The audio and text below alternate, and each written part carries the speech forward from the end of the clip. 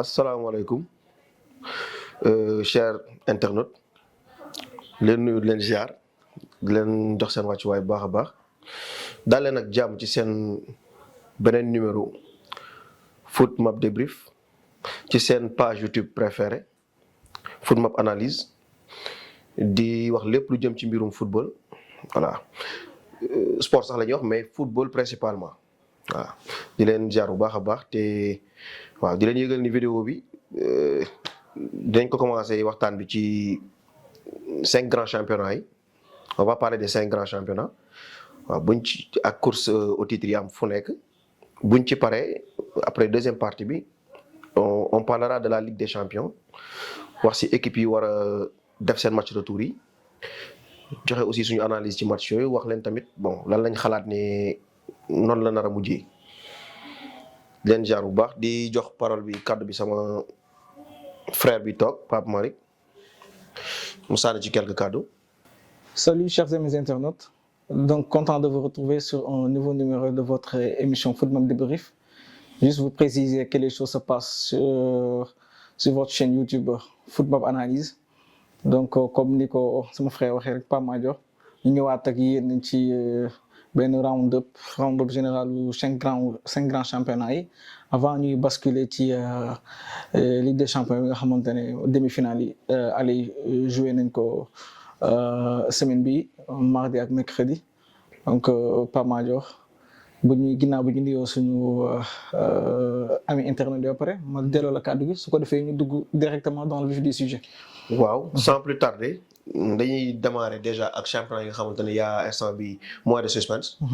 donc mën nañ commencer ak championnat bi nga xamante ne le club bavarois jël na ko ba pare. muy Bayern.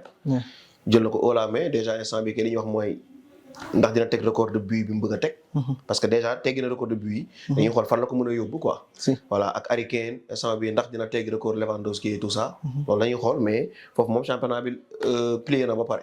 c'est ça voilà suñu waxtaanee ci Allemagne vite fait ñu génn dem ci France parce que Allemagne bon dama jàpp ni sax waxtaan bi jarul muy sori.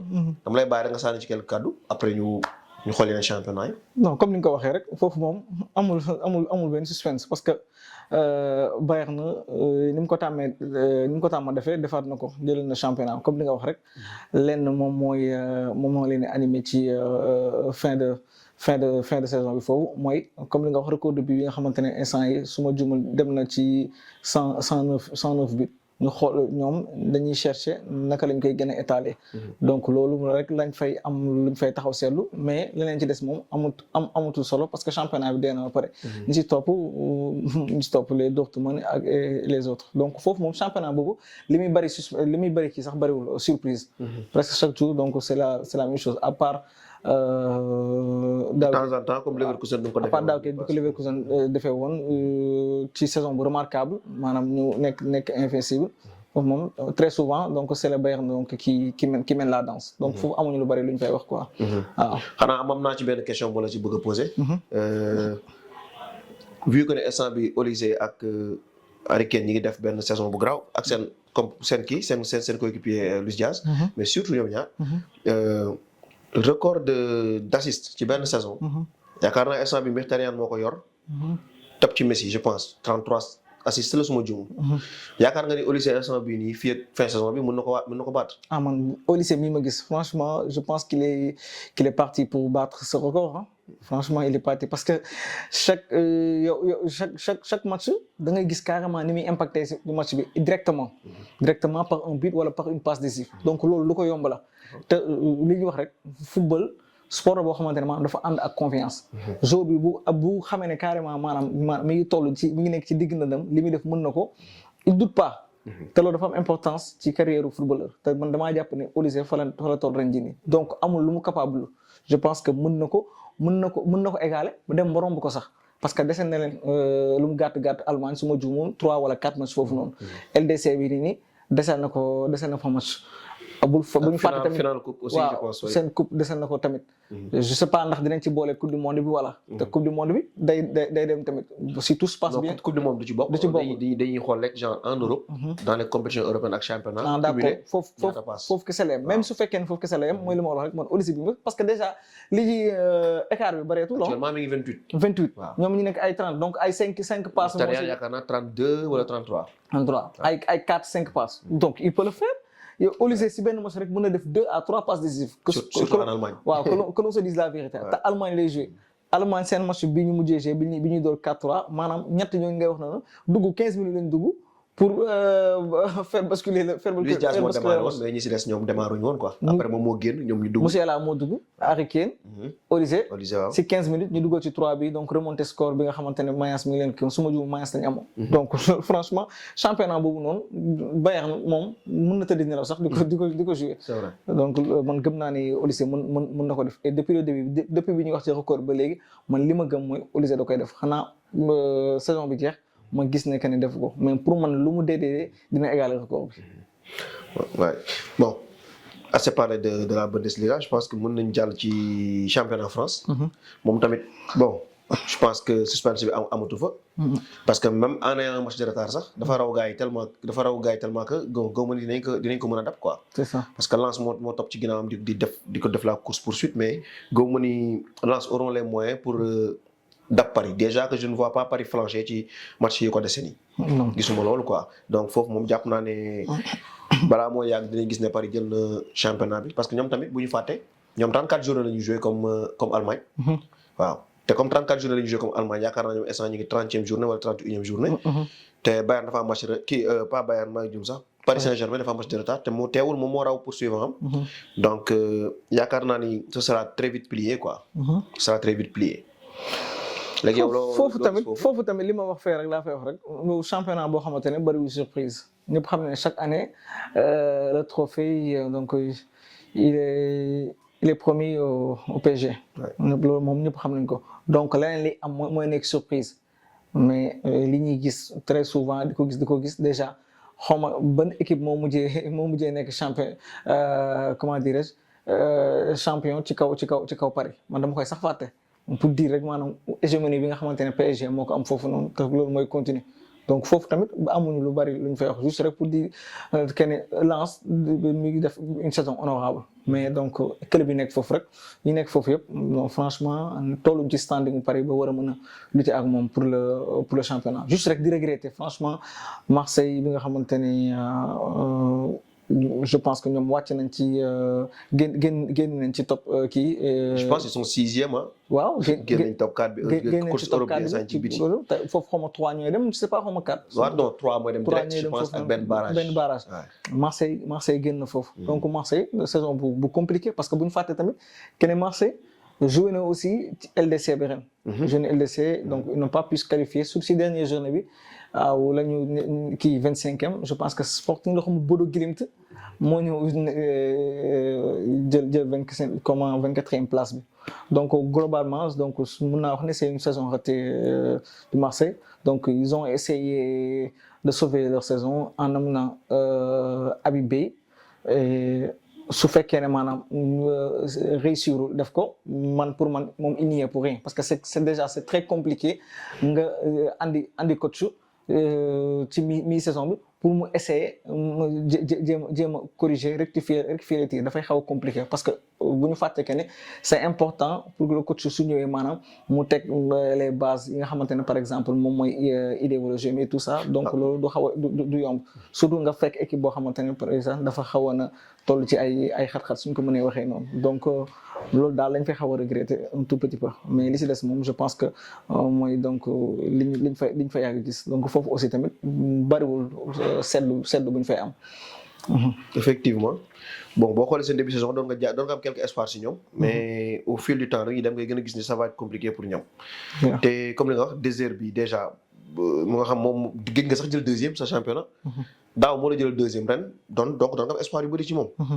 mais au fil du temps ñu gis ne équipe bi dafa compliqué. même en interne c'est compliqué. Si. T'imagines au début de la saison première journée nga am say joueurs yoo xam ñi ngi xeex si vestiaire et tout ba nga mujjee obligé ñoom ñaar ñëpp nga génne leen te kenn ki il devait être un cadre ci équipe bi mooy Adrien Rabiot waaw nga bàyyi mu dem Jonathan Rowe aussi nga bàyyi mu dem donc complication yi dès le début de la saison commencé nañ ko gis. C'est ça. Donc lii bettul kenn quoi. Non. Juste que nag Habib Beye bon soit il est très très courageux soit il est suicidaire parce que Désert bi déjà c'est un coach boo xamante ne moom faalewul dara quoi.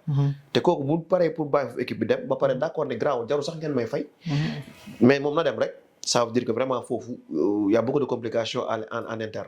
man de je pense que le choix du marché c'est un choix du cœur loolu rek laa ko mën a jàppee mais gëmmu woon ne que ne maanaam dem ba bi mu fa dem maanaam toutes les conditions étaient réunies pour que mu mën a dem. Mais j'ai remarqué que les Phocéens, les supporters phocéens sont trop exigeants hein.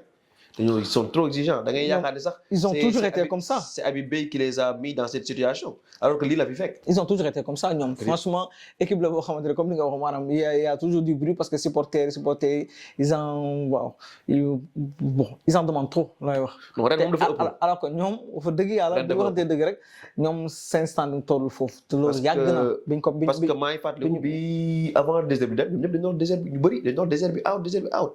Désert bi dem Habib Beye ñëw mais instant bi commencé nañ instant bi lépp ñu ko koy jiñ te voilà te même celui qui était censé être mooy meilleur joueur yi foofu mooy Mason Greenwood instant bi dafa mel ne ils l'ont mis à l'écart.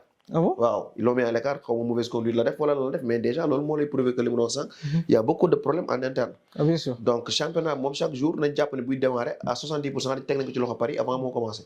Donc lii du suspense. est-ce que Longoria sax mi ngi fa ba léegi. Je pense que tëb na waaw je pense que tëb na parce que moom Benatia dañu doon xool kan moo naroon njëkk a dem mais yaakaar naa Longoria moo dem je pense Benatia moo toog Longoria moo dem te Benatia donc place bi assuré wu à tout moment saison bu déwén bi mën nañ gis ku ko remplacer. léegi voyons voir fii ak déwén ndax déwén dina am amélioration ou pas mais actuellement moom tout nous indique que Paris moo nar a nekkaat ci kanam gars yi na ci ginnaaw ku jël deuxième c'est comme si yaa jël championnat parce que Paris championnat à part am lay joué moom. Vraiment il c'est pas le même niveau ak yeneen équipe yi quoi. waaw Lyon aussi tamit bëgg naa fa souligner dara mooy que 2 jours yoo xamante ne franchement ren moom ils ont fait une très belle saison kenn ki une très bonne deuxième partie de saison muy Henrik bi jóge Real. Ouais recrue pour man mooy recrue foofu noonu mais recrue en Ligue 1 ci kii bi ci mercato hivernal bi c'est vrai. Parce que vraiment li muy def nii sax dem maa gis ñu koy comparer ak des chiffres de Messi première saison PSG quoi. Non franchement il a fait le triple de ce que Messi a fait en même nombre de matchs. moom la def ci passe ak but quoi. Il a fait le triple de ça donc vraiment c'est une très bonne recrue. Franchement voilà. donc Et du bett kenn Real su ko récupéré. deuxième partie bu honorable non maa ngi gis la dernière fois donc journaux yi di wax que ne Real da koy récupérer waat sans doute te loolu comme li nga wax rek du bettul keneen ki ma bëgg a kii c'est pas que sunu compatriote la mais juste rek dama gis na muy def une très belle saison. Moussa Niakhaté match bi passé sax contre PSG ku c'est un match yoo gis ne franchement ñoom suñu gagné match bi il y est pour beaucoup franchement il était là tacle par-ci par-là récupéré waaw nekk un vrai leader et depuis début saison franchement da ngay gis moom. si depuis daaw même daaw dans les vestiaires moo daan wax. ci côté yëpp waaw daaw effectivement comme la xam nga daaw da nga gis ne carrément kii donc c'est un leader en devenir. waaw mais ci terrain parfois nga gis mo ay failles ay passes des passes ratées et tout ça mais loolu yëpp saison ren boo ko seetaanee Moussa Niakhaté da ngay gis ne loolu yëpp gome na ko mën nañu wax nag que ne CAN bi mu def nag aussi tamit bokk na sa parce que li ma wax sànq rek football moom confiance la quoi. day marcher avec la confiance donc ak CAN bi mu def donc su ñëwee day nekk rek donc ci continuité donc mu nekk def une saison extraordinaire loolu ma gis ne dafa jar ñu souligner ko. Et je pense que on aura aussi tamit un bon Niakhaté ci coupe du monde bi. Inch'Allah on l'espère. Inch'Allah. Waaw bon je pense qu'on a déjà tout dit sur le championnat français. Lenn laa remarqué rek mooy que bon Paris lu muy mën championnat bi yëpp je vois que cette année-ci le meilleur buteur viendra pas du Paris Saint-Germain. C'est ça. Voilà instant bi je pense que c'est Le Paul moo ëpp but foofu. D'accord. Et Le Paul boo xoolee carrière am bon boo xoolee carrière en dents de scie la woon. ren boo xoolee day mel ni révélation la si Ligue 1 bi. non alors que bon yàgg na football mais ren moom il a vraiment haussé son niveau. Révélation sax il a haussé son niveau. Révélation waaw. Voilà donc je pense que mën nañu tëj lépp lu jëm ci Ligue 1. On peut directement transiter vers la Serie A l'Italie. Voilà déjà instant bi ñu ngi gis les prémices d'un champion interiste. Ah bien sûr. waaw déjà affaire yi commencé na sax créer toole dans toute l'Italie actuellement ñu ngi ubbi benn enquête bu rëy instant bii nii. tous les journaux en parlent. parce que déjà c'est assez clair que match bii nii Naples wala Milan ñoom bu ñu def la ba gagné wuñ seen match. avant Inter du jeu même bu ñu perdre seen match rek Inter jël na championnat. Sacré champion. voilà léegi l'Inter quoi qu'il se passe su gagné match am aussi. jël na championnat donc foofu aussi je pense que c'est déjà plié quoi. ah mais bien sûr. voilà moo tax coow bu nekk yaa ngi koy dégg ñu naan Calciopoli 2 bon les journaux ont titré que Inter est impliqué ci tànn ay arbitres yu leen di favoriser tout ça mais bon actuellement kii bi commencé na procureur bi mi ngi déglu le désignateur des arbitres mais bon d'après ce qu'il en ressort pour le moment l'Inter est déjà blanchi nee nañ yoonam nekkul ci affaire bi c'est entre les arbitres. c'est un problème entre les arbitres faction arbitres yi ñoo nekk ci biir. mais balaa enquête bi jeex am na lu ci feeñ loo xamante ni boo deful nànk dina bouleverser waat foofu li fay xew parce que boo xoolee championnat bu daaw bi l'Inter l'a perdu à un point au profit de Naples. te bi championnat bi di waaj a jeex on se souvient bi mu waree dem jouer deuxième match moo ak Barça. bi mu waree jouer ak Barça war a dem déplacé wu si la Pape bi décédé. Pape bi nekkoon foofu ci Vatican bi. ci la décédé léegi samedi boobu ñu waroon jouer vu que Rome mooy capitale Italie. te capitale bi moom on sait que foofu la c'est une ville religieuse pour les chrétiens. donc par respect pour la Pape dañu ñëwoon du ñu jouer match bi samedi bi. léegi Naples a insisté pour que Inter na ko jouer dimanche bi alors que Inter dafa war a dem jouer mardi bi en Espagne. donc loolu xam nga dafay metti pour Inter. Inter demandé pour ñu surseoir match bi ba après ñoom De Laurentiis mooy président Naples bi il a dit ñett kenn ko surseoir dañuy football. donc moom mi ngi xam ni loolu arrangé wul Inter et que mën na tax ñu perdre ay points. ñu jouer match bi mais dans ce match là dafa am benn scandale bu am bu grave mooy bi match di waaj a jeex Evan Ndika le défenseur ivoirien bi nekk Rome dafa ceinturé Bissek le défenseur de l'Inter. l'Allemand qui est à l'Inter la Longiligne daf ko ceinturé penalty bu leer mais jour boobu kenn sifflewul penalty après dafa am benn émission bi am Italie boo xamante ne ça s'appelle je pense xaw ma lan VAR la tudd mais bu sur DAZN lay xewee parce que DAZN moom mooy diffuser Serie A. mais après dañuy invité arbitres yi ñuy interpréter résultats yi am ci semaine bi ak décision yi arbitre yi jël ndax baax na wala baaxul. mais ñoom automatiquement dañoo def mea culpa daal ni c'est la plus grosse erreur de la saison ñoom loolu la ñu wax. donc ñoom d'accord nañu erreur la mais ci enquête bi dañ commencé dégg ñu ne non déjà même daaw sax audio bi dafa réeroon enregistrement audio bi dafa réeroon mooy VAR bi la ñu waxante dafa réeroon. l'Inter a demandé à l'écouter nanguñu leen ko jox ne nañ dafa réer ci enquête yi ñuy dégg ñu ne non ki nga xamante ni moom mooy gérer waa VAR bi arbitre bi nekk ci VAR bi mi ngi tudd Piccini bi muy woote pour wax leen que ni pour wax arbitre bi que y a penalty c'est la ko waaj naan mêle-toi de tes affaires mind your own business mooy lijjanti sa affaire quoi. donc loolu noonu yaakaar naa bu fekkee ni c'est avéré dina nekkaat beneen toole bu graaw boo xamante ni mun na dem sax ba ñu retirer par exemple scudetto bi Naples au profit de l'Inter parce que kon loolu su boobaa day prouver que ni arbitre yi ci boppam ñoom ñooy influencer championnat bi kan moo ko jël wala kan moo ko dul jël. donc après on verra loolu fan la ñuy yóbbu mais pour cette saison là moom je pense que c'est déjà clair que l'Inter va filer avec son 21e scudetto. bon man moom li ma yàgg wax ci championnat boobu rek dernièrement mooy que ne championnat boo xamante ne dafa perdre un peu. sa superbe. oui c'est clair. et dirigeants yi maanaam c'est-à-dire ligue bi dirigeants yi ñu war a fexe naka la ñuy fexe ba yëkkatiwaat championnat bi delloo ko maanaam ci rang. il faut tout le mais ñoom defuñu loolu.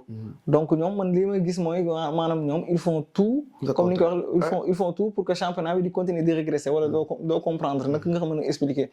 parce que coow yi nii presque chaque année da ngay déglu maanaam yeneen équipe yi ñu si bari da nga naan ils sont de mauvais perdants. ay mauvais perdant parce que bu kii am non li jaaduwul li am na fii lay am na fii franchement championnat boobu wax fa dëgg yàlla ñi koy diriger moom war nañoo toog di def assise. nettoyage carrément nettoyer lépp du début à la fin. ñu changer su ko defee fi ñu war a njëkk a commencer sax mooy maanaam valoriser te nit ñi war a mën a valoriser championnat boobu mooy droit TV yoo xamante ne même su fekkee ne kii sax mais nga jox ko ay télévision yi nga xamante ne ñëpp xam ne dañ leen di seetaan maanaam am nañ doole. pour essayer maanaam joxaat championnat bi visibilité am soo paree loolu pour nga jaay maanaam droit TV nga jaay ko lu cher du doon problème parce que ñëpp xam ne foofu championnat bu am niveau la ku ko seetaan da ngay xam ren ñi nga xamante ñoo nekk disputé championnat bi que ça soit Milan Juventus et tout ça parce que Inter moom échappé na comme ni ñu ko waxee c'est une question de temps mais parce que boo xoolee match bii passé Inter dafa def match nul ñoom tamit ñu ñooy def match nul. mais match nul Inter bi déjà tu vois le deuxième penalty. bon y a bon football bi moom d'une manière globale moom chaque match léegi y a des choses à dire te comme li ñu expliqué rek mooy ñi nekk ci kaw day mel ne après du ñu bëgg je sais pas lan mooy tax ñuy def loolu est-ce que c'est parce que dañuy bëgg championnat bi di gën a di continuer maanaam di garder suspense bi ba dernier moment am na sax lu ma ci kii bu ma si wax mais comme que duggum ci championnat boobu noonu bëgguma cee wax mais juste rek pour dire que ne dirigeant yi championnat yëpp sax mais surtout. mais Italie moom moo raw ñëpp. Italie moom franchement scandale yi ngay dégg doo ko dégg fenn. Italie moom tu as l'impression que c'est un championnat à part. la fay am moom foofu rek lay amee foofu lay amee ay Calciopoli lii sàcc nañ ko abi bi moo def naa nga loolu foofu rek nga koy dégg et c'est malheureusement pour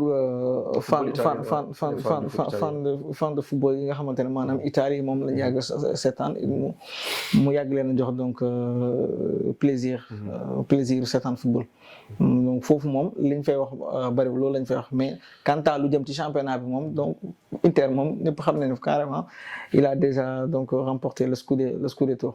Mais que dire de Di Marco? Di Marco, waouh, un joueur extraordinaire. Malheureusement, il fait les frais de l'incompétence des dirigeants du championnat. Oui, parce que franchement, chaque semaine, au lieu de parler des prouesses des joueurs, on parle d'arbitrage. Merci beaucoup. C'est chaque semaine.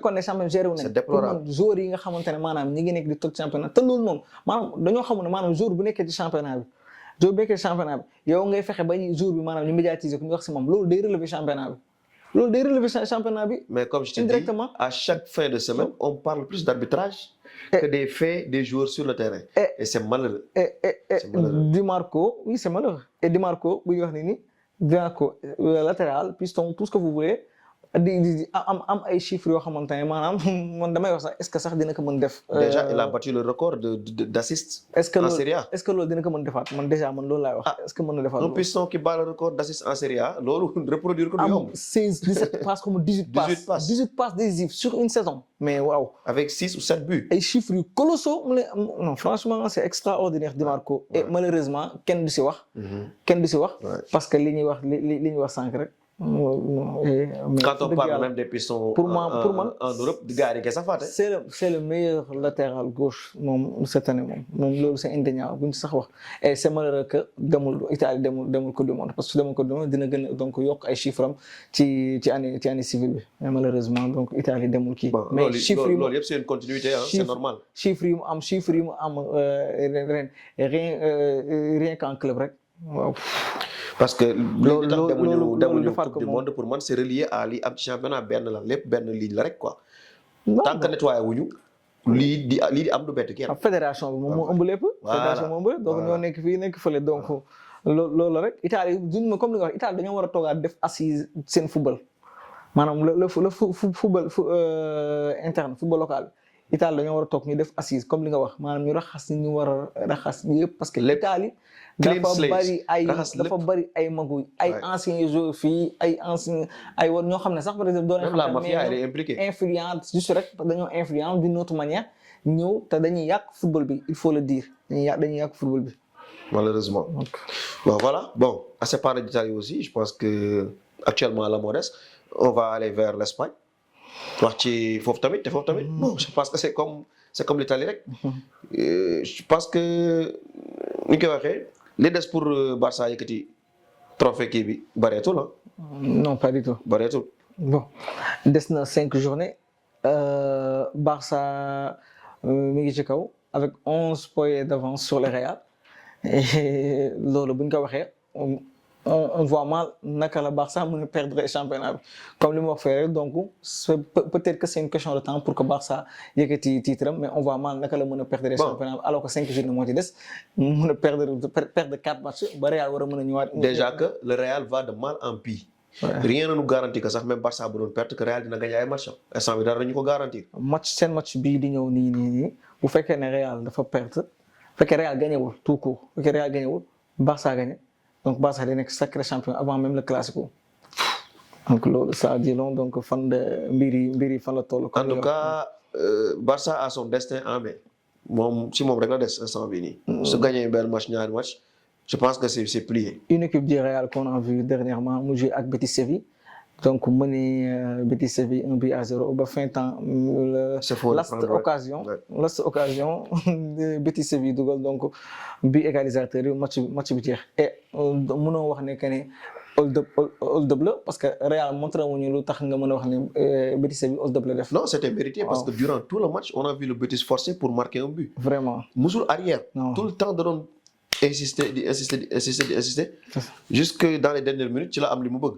waaw donc Barça aussi doon jouer ak Getafe là-bas à Getafe donc ñuy wax rek que ne li fa xaw a particulier un tout petit peu mooy que ne ça fait depuis 2019 je pense Barça gagné wuñu foofu.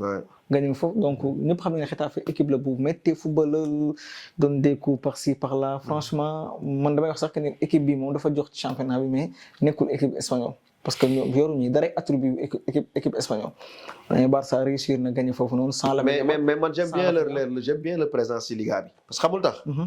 imaginez dafa indi benn variété bu amul ci Liga bi loolu mooy benn. de deux wane na leneen ci Liga bi mooy lan.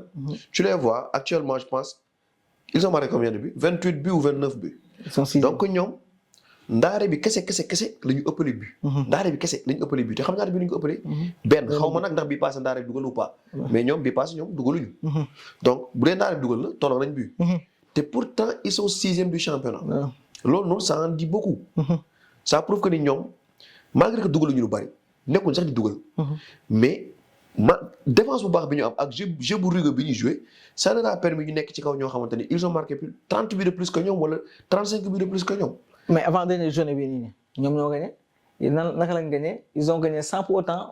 avoir un tir cadré. merci beaucoup voilà. donc moo tax man j'aime bien leur présence foofu parce que dañuy embêter équipe yu bari. lenn rek moo fay xaw a dérange moo ngi xaw a dérange comme li nga wax rek man ça ne me dérange pas la façon bi ñu joué parce que ku nekk ak yow façon bi ngay gisee football waaw mais arbitre yi bu Getafe di jouer ak yeneen ak équipe bu mënti doon nag que ça soit Barça que ça soit ak je trouve que ne seen liggéey duñ ko def. parce que tu vois il les laisse faire quoi. une équipe de Getafe boo xamante ne maanaam il fait tout pour qu'il n'y ait pas de jeu ci match bi te arbitre yi ñoom pour ñoom loolu c'est normal dara du xew ay faute par-ci par-là ay anti-jeu yu dul jeex du xaaj vraiment waaw loolu rek man moo ma si xaw a autopité mais la façon bi ñu jouer ça ne me dérange pas tout parce que comme li nga wax rek ku si nekk ak ni ngay footballé li am solo mooy que ne équipe bi nga xamante ne mooy tesante ak yow moom mu trouver la solution pour pouvoir te mettre des buts et pouvoir remporter le match. en tout cas ñu ngi jaay bandi gars yi fexe nañ ba yegg ci kaw te instant bi mën nañ dem Europe juste ak football bi ñu yore nii waaw ça veut dire que kon ñoom football bi ñu football day poser problème ñu bari foofu. loolu moom franchement du def promotion football Espagne ak lu mu mënti doon quand même tamit. mais juste bon c'est des places méritées ah mais bien sûr moom loo mérité wul doo ko am. ah mais championnat je pense que ku ci nekk place bi nga nekk moom nga mérité. parce que championnat donc marathon la. marathon la dafa gudd donc kenn ku nekk loolu def rek c'est parce que loolu moom mooy nekk sa image saison bi et refléter sa image saison. en tout cas cette façon de jouer ça n'arrange vraiment pas beaucoup d'équipes en Espagne. non ça ne les arrange pas non du tout. juste rek donc nag ñëw rek un petit résumé pour wax rek que ne Barça cette année ils sont éliminés de la Ligue des Champions je pense que amoon nañu ambition yu gën a kawe yam ci quart de finale yi mais en Espagne quand même cette année bu ñu fàttali que ne daaw amoon nañ 3 titres ren am nañ 2 titres parce que Super Coupe d'Espagne bi ñoom ñoo ko jël ñoo Liga bi aussi tamit est-ce que mënuñoo wax équipe bu Flick daaw la ñëw est-ce que mënuñoo wax tamit que ne équipe bu Flick bii nii maanaam par rapport ak Barça bi ñu xamoon ces dernières années parce que il faut pas oublier que ne Flick l'année dernière ñëw feneen li ma la bëgg a laaj aussi si Real mooy que ne Real Madrid soo deful ndànk bii mooy doon 2e saison mooy def année blanche te sànq yaa ngi wax que ne moom ça va de mal en pis coach yu ñëw ñu gome indiwaat keneen boo xoolee sax instant bi nii ci médias yi ñu ngi wax que ne Mourinho boo deful ndànk moom lañ nar a jox. donc special one ren yi waaw ren club bi donc su ko defee mu nekk coach équipe bi l'année prochaine mais est-ce que Real bii nii bi ñuy gis nii doon ko gis daaw aussi est-ce que dañoo fin de cycle la ñuy wax wala c'est juste parce que dañoo amul par exemple l'homme qu'il faut c'est-à-dire un coach boo xamante ne maanaam moom mooy ñëw def la part des choses c'est-à-dire équipe bi joueurs yi ñu yem ci football leneen li nga xam ne par exemple moom mooy am ci biir te dirigeants yi maanaam gérer ko est-ce que donc loolu duñu wax loolu wala yow da nga jàpp juste que ni parce que Real Madrid bi dafa nekk en fin de cycle et reconstitution ci lañ nekk instant bii nii. Bon, non, moi je dirais pas fin de cycle, mais lenn am na mooy que ils ont marqué un arrêt boo xamante ne dafa coïncider ak le fait que ñu perte Kroos en même temps coach bi fa nekkoon di leen gagné ak Kroos moom tamit dem na mooy Carlo Ancelotti. dem na jël Brésil donc actuellement nii soo yor fin de cycle c'est comme si dañu war a remplacer joueurs yi indiwaat yeneen joueurs. mais je pense que équipe bi fi nekk nii c'est une équipe très jeune. ils ont beaucoup d'années devant eux bu fekkee ni seen contrat yi blindé nañ ko mën nañ continuer di jouer waat d'ici 10 ans sax. et y a des talents ci équipe bi. mais y a que des talents ci équipe bi y a que des talents problème bi mooy que instant bi. et je pense que loolu sax moo andi déséquilibre. y a pas de collectif. y a des talents individuels. ku nekk yaa ngi jouer sa bopp mais y a pas de collectif. c'est ça. Mbappé qui joue en pointe mais qui ne joue pas en pointe. Mbappé match bi yëpp ci côté bi la koy passé. Bellingham qui va faire le match boo xamante ne moom moo joué pour boppam joué pour ñeneen ñi. loolu mënul continuer. et les autres qui ne sont pas lucides ay Camavinga ay gars ñoom nekkuñu fi sax défense bi moom infirmerie bi lañ abonné ñoom. entre Alaba moo xam ñëpp fàtte nañ ko sax. Militao heure bu dem l'Allemand Rudiger Militao mais ñoom ñëpp dañuy jàppante ci infirmerie bi dem ak a ñëw. donc défense bu baax sax boo xamante ne stable na joué na plus de 15 wala 10 wala 15 matchs ensemble. mënuñu ko am. gardien yi aussi te bu ñu fàtte ni Courtois bokk na ci seen meilleur élément yi. bien sûr tamit ren day blessé. donc actuellement day joué dem Lori ñëw mu dem ñëw li ñëw donc loolu noonu yëpp daf leen sonal mais loolu yëpp dafa am lu ko indi mooy que en interne mooy ni ñuy gérer en interne moo indi problème yi am dans le terrain sur le terrain. parce que ci vestiaire la commencé moom mujjee ñëw ba ci terrain parce que ni ñu koy gérer baaxul parce que ku ci nekk yaa ngi jéem a xëcc la méga star de ton côté. que muy Vinicius que muy Mbappé ku nekk yaa ngi naan bon voilà man maa war a am lii wala man maa war a nekk lii. surtout Vinicius quand Mbappé est venu ak salaire bi nga fay moom tamit il a tapé sur la table pour dire que non man tam dama war a am salaire bi wala bii. Rodrigo boo xoolee un peu mis à l'écart moom mooy def sax moom mooy payer sax les frais si ñëw Mbappé bi quoi. alors que ñun ñëpp ñiy seetaan football xam nañ que ni Mbappé bu fekkee dañoo xam Mbappé bi ñu xam ni c'est parce qu'il joue sur le côté. c'est pas parce qu'il joue en pointe. donc bu ñëwee di continuer war a jouer en attaque ba pare tout le temps mokkale il se marche dessus sur côté bi ça n'aide pas l'équipe ba pare ku ci nekk bëgg a def ses propres statistiques ça ne va pas fonctionner. Mbappé peut finir la saison avec 30 buts mais que ça amène une saison blanche ça va nous amener à nous poser la question est-ce que loolu jar na ko. est-ce que jar na ko. c'était la même chose l'année dernière aussi. ouais mieux vaut sax nga am équipe boo xamante ne ku nekk 10 buts lay am mais nga dem des championnats que ngay am koo xamante ne moom ses statistiques sont soignées alors que l'équipe ne va nulle part. comme disait Luis Enrique. Voilà quand je vois Mbappé jouer il me fait penser à James Harden dans le basket quoi. James Harden c'était la même chose day def ay statistiques stratosphériques. di tegle MVP saison yi mais équipe bi mu nekk mënul jël dara ak moom et moom mën a def 50 points équipe bi perte playoff yi mais après gars lu ñuy wax moom point yi muy def ni ça n'a aucune valeur quoi. yow rek lay servir mais ça ne sert pas d'équipe. parce que sa équipe mënoo ko porter mënoo ko yóbbu fenn. donc déwén moom je pense que avec Mourinho indi wuñ kese coach mais dañoo indi aussi koo xamante ne comme nan laa ko mën waxee. ki war a yar xale yi dañuy indi un éducateur. ki war a yar xale yi. moom la ñuy indi nii parce que xam nga ni Mourinho moom bu ñëwee ku doon dof lu da ngay def cooc. et puis moom il va pas se laisser faire donc par la direction et tout ça. déggoon mu la wax buy ñëw sax day laaj garantie ba mu leer ba pare. te bu ñëwee da nga koy jox les pleins pouvoirs ku mu ne defal lii di nga ko def ku mu ne nekkal taxawal fii di nga fi taxaw foofu moom amul Mbappé amul Vinicius amul kenn dañuy plier aussi li mu bëgg parce que ñii fi nekk nii ay Arbeloa ñii joueurs yi amuñ seen benn complexe. c'est ça. faale wuñ leen sax. mais ku mel ni Mourinho yow tu sais que ni Mourinho coach na façon joueur bu ne. waaw supérieur ñii fuuf. jël na lu ne. partout où il est passé gagné na lu ne. ba rob bi nga xamante ne mosul am sax trophée européen moo ko jox premier trophée européen. ba ñëpp ne moom Mourinho football dépassé na ko et tout mais quoi qu'on puisse dire fu mu dem day gagné même man yóbbu feebar bi moo fa jël Europa League. voilà il gagne donc bu fa ñëwee mun na gagner parce que l'équipe elle est talentueuse. mun na fa gagner mais il va. imposer sa discipline. C'est avec des équipes moins talentueuses lay gagner. Voilà. Une équipe talentueuse. Il va imposer sa discipline hein. Bon, donc ñoom xaw ma ndax dañoo bëgg continuer ci liñ nekk mais bu fekkee ci liñ nekk lañ bëgg continuer dañ ñaan bay ñëw. su ñëwee tout va changer. Ok. Voilà. Je pense que bon l'essentiel a été dit sur le Real. Côté Barça tamit bon même chose.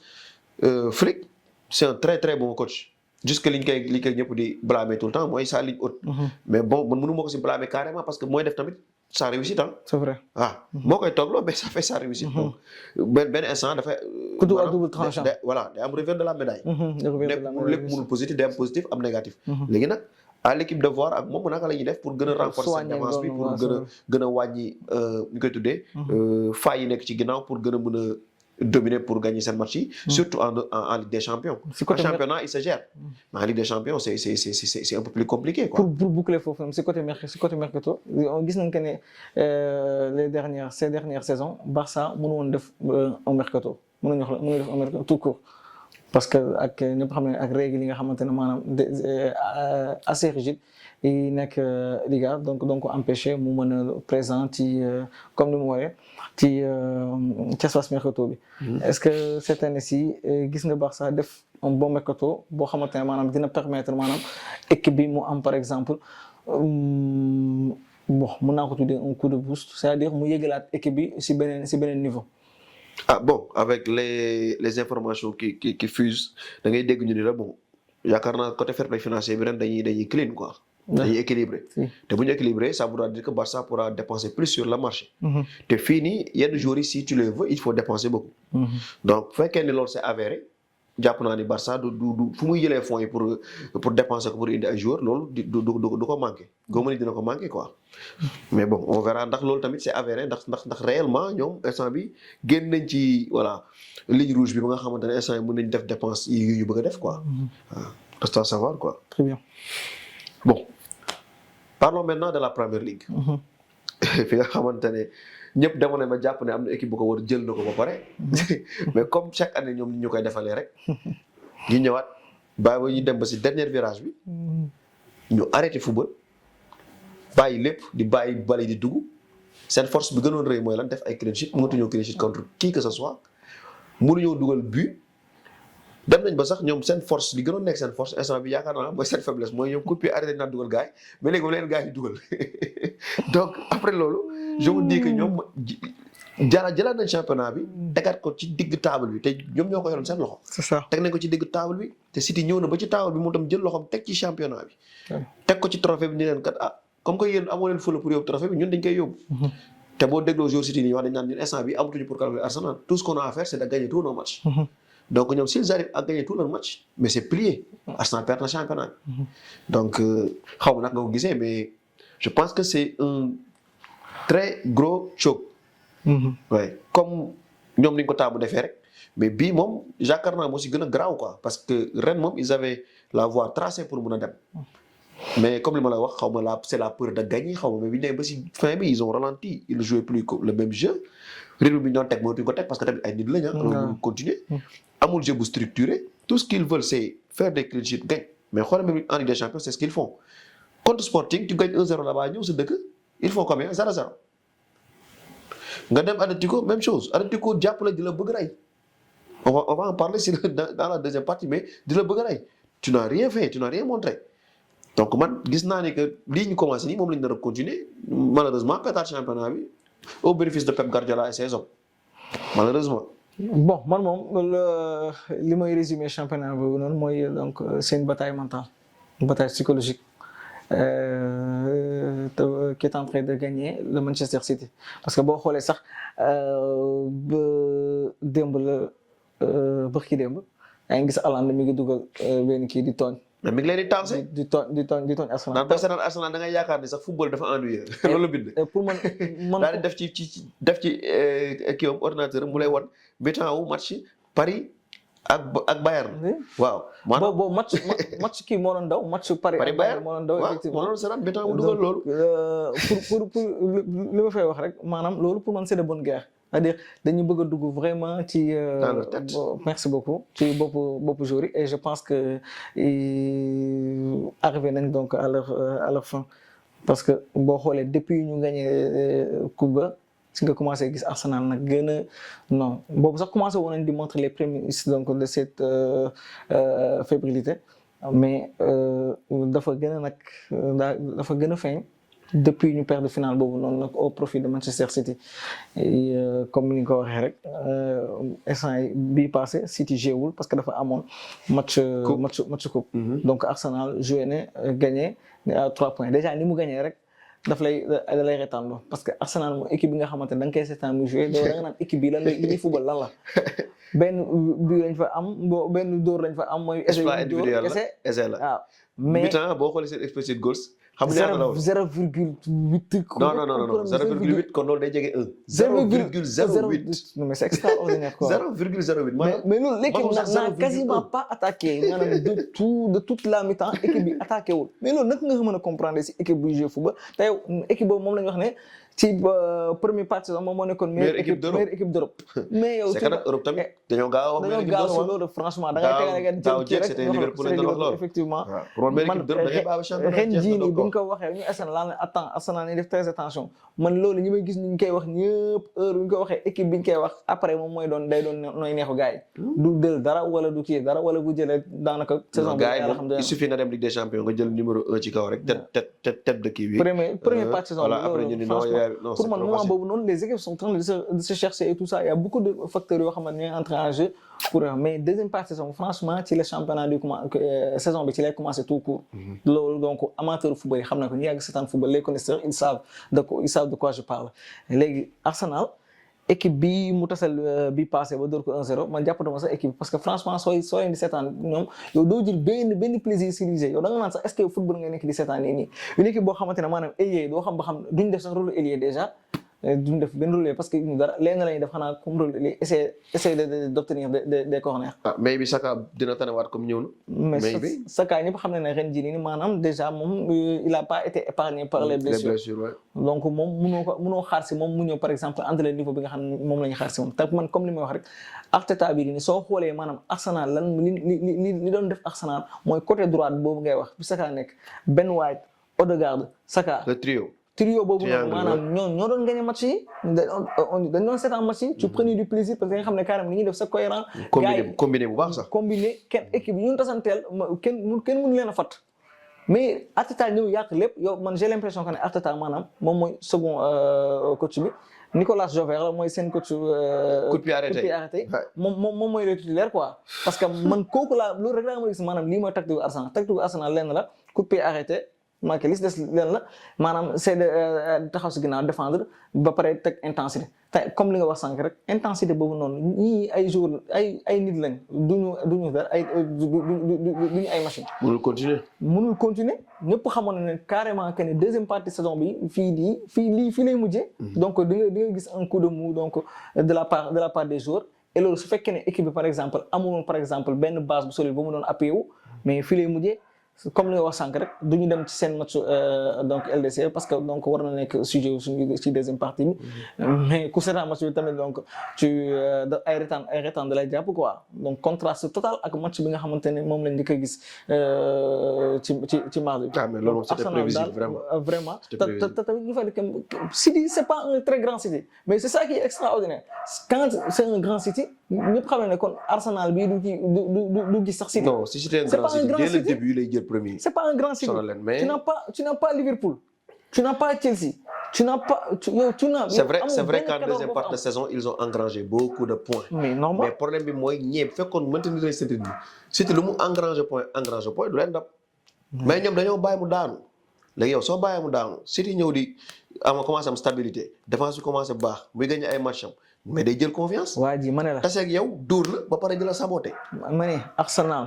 supporter Arsenal li may wax nii nag bu yeboo ngeen baal ma mais Arsenal su perte championnat bi laa wax duñu wax dara dañ ko mérité nañ ko tout court. ouais. bu ñu bëggee plaindre ils ne peuvent se plaindre que Arteta que sur Arteta parce que lii yëpp moom la. c'est un coach très peureux bu gaa naan xarambool loolu moo tax muy def xarambool du football défendre gérer on dirait que moom c'est un Italien des années 60 quoi malheureusement. et cette somme colossale bi ñu dépensé pour moom durant ces années-là si c'était Wenger qui était là kon waxatuñu quoi leneen la ñuy wax. avec un très bel effectif quand même. un très bel effectif. te mënoo produit du jeu tu ne peux pas gagner. kan moo mën a gagner si ñu doon gagner rek loolu c'est pas possible mënul continuer. et ils ont fait un flop si transfert Gyökeres. début maa ngi ko doon wax mais je vois instant ñu bëri di ko wax démb rek xam nga démb maa ngi Samir Nasri di ko wax. mais depuis ñoom ils ont fait un mauvais casting. depuis le début ku comprendre rek nga xam ne carrément maanaam déjà Gyökeres yow amoo benn saison référence Gyökeres si carrière de Gyökeres lu dul saison daaw bi à Sporting. bi muy ñëw avec Ñaar plus de championnat yi 50 déjà- buts. ñaar mais championnat déjà, loolu mooy ndax gars yi c'est différent. niveau yi bokkul. niveau ñaari adversité bi championnat yi bokkul. bokkuñu. Ah. nga jël jour rey sa bopp nag ñëw 100 millions nga jëndee ko rey si sa bopp après au finish ngay tour jënd nañ ci beneen côté Madueke bi ñu jënd bu fi Saka nekkul foofu dara amu fa. foofu yaakaar naa Chelsea sax ñoom dañuy sant yàlla. bi ñu jaayee Madueke 60 millions d'euros nga jëndee nga jëndee Madueke. recrue bu ñu def bu baax ren kan ngeen moo Eze après. malheureusement Eze dañ ko indi mais il est mal utilisé. mais pourquoi parce que Eze c'est un joueur de football. Eze c'est un joueur de football yow soo xoolee yow Martin Odegaard bi nga doon gis ak même su fekkee ne moom aussi tamit pépin physique yi sonal nañ ko su duggee si biir terrain su joué tamit da nga xam ne carrément kii Martin Odegaard bi nga doon xam loolu loo koy comprendre mooy Arteta jeu bi muy joué arrangé wu les joueurs nga xamante ne c'est des joueurs de ballon. arrangé wu leen les Martin Odegaard les Saka yi nga gis fii nii même Eze bu nga gis yaa ngi koy wax sànq Eze bii muy dugal mais ay exploit individuel la mais mënoo wax que ne carrément lii yoonu football la wala c'est un football collectif. ils ne produisent pas du jeu on se dit la vérité et c'est malheureux te su continuer nii déwén xam nga ren jii mais déwén dara duñ ko jël duñu nekk sax si kaw bay nekk suuf parce que déjà saison pour man mentalement instant bi ils sont atteints te loolu dana continuer ba déwén su fekkee ne ren jii jëluñu dara sax buñ jëlu dara moom day grave c'est extraordinaire. non duñu jël man góob ma ne dinañ jël ils auraient dû acheter Watkins bi ñu koy xeeb Watkins actuellement saison bi mooy sa pire saison et pourtant il a le même nombre de buts que Gyökeres. plus de passes que Gyökeres. Aston Villa la nekk. pire saison mooy saison Gyökeres bi ñu jënd 100 millions yi ñëw nii quoi nekk Arsenal moom mu nekk Aston Villa te ñoom li ñu soxloon mooy attaquant boo xamante ni mën na participer ci jeu bi ñëw football moo tax Merino bu ñu ko doon joué attaque muy réussir du attaquant mais Merino c'est joué au ballon c'est day ñëw participer te action yi nga xam ne am ay coup de pied arrêté il a une belle tête di mbëkk. mais même le joueur allemand là sax. Havertz il est blessé. mais moo tax Gyökeres ko bu duggee carrément di nga gis ne dina c'est un peu cohérent. moom tamit mënul wér day blessé rek. Gyökeres moom. mais Gyökeres qu'est-ce qu'il fait à part utiliser sa force. c'est un très mauvais casting. mais amul leneen loo xamante ne moom lay apporter équipe je suis désolé. très très mauvais casting. c'est vrai qu'il marque beaucoup de penalty te bii mi fi mu àgg nii loolu. penalty yi moo ko fi yóbbu mais gisuñu lu tax ñu naan kii nii moom attaquant pointe la. non finisseur la sax mais mënul jouer ci système Arsenal parce que Arsenal instant bi duñu alimenter seen attaquant yi loolu benn la mais moom buñ ko alimenter moom mënul ñëw participer dans le jeu il ne sait pas jouer vraiment au football comme c'est Haaland à moitié quoi maanaam Haaland sax moo ko dàq football donc kooku mënoo xaar ci moom yenn yi quoi donc malheureusement moom fi ko doon arrangé moom nekkoon ci équipe boo xamante ne da ngay nekk dans la surface di xaar ay tapins di xaar yenn retrait nga dugal loolu moom mën na ko arranger comme li mu daan def Sporting loolu la daan def day taxaw surface bi gars yi indil ko bal bi mu dugal mais fii bu war a ñëw participer dans le jeu mënu ko il sait pas le faire. tu achètes des joueurs que tu n'utilises pas franchement je ne comprends pas Arteta non garde yow mi nga jënd utiliser nga ko. jënd nga ko c'est un très bon joueur. très bon milieu de terrain jënd nga ko te li nga ko jëndee sax mënoo wax très bon milieu de terrain ne yomb na mais non garde gisoo ko benn yoon football il ne joue pas. très bon milieu de terrain. Arteta franchement bu ñu naree toog fii di wax. donc. je pense que voilà la partie du championnat ñëpp gis nañ ko. voilà c'est plié. waxtaan nañ championnat yi pare.